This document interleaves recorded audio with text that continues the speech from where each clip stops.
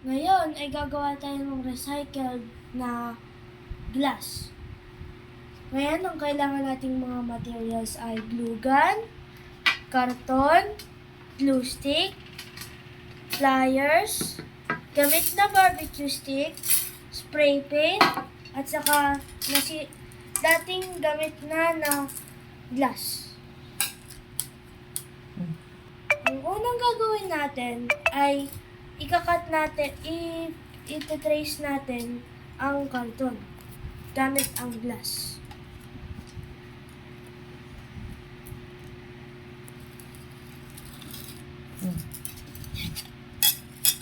Ang second na gagawin natin ay ikakat natin ito para maging circle.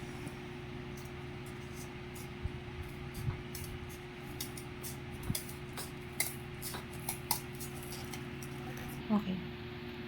Pagkatapos gupitin, kailangan kasing shape niya ang nakat mong bilog.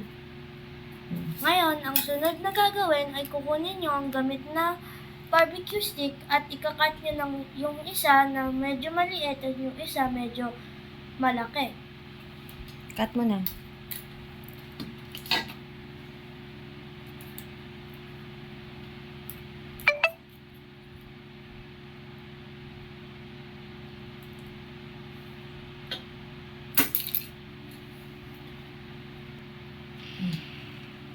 Tapos, parang yung ginawa nyo, ikakat nyo rin sila.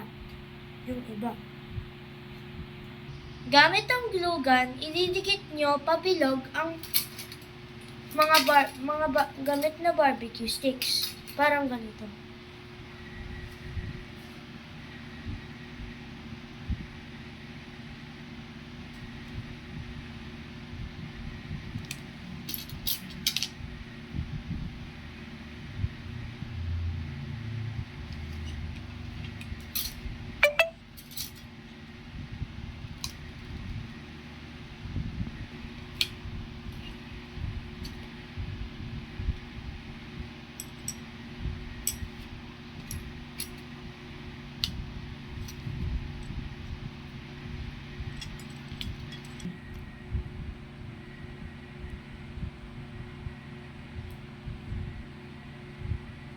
Tapos, pag ganito na guys, pwede na natin siya pinturahan ng spray paint.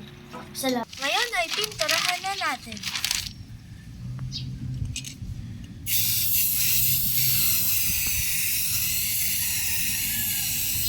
Ngayon ay hintayin na lang natin ito matuyo. After matuyo, lalagyan natin ng glue lalagyan natin ng glue at i-place natin itong dating gamit na glass na ito dito. Okay, let's go.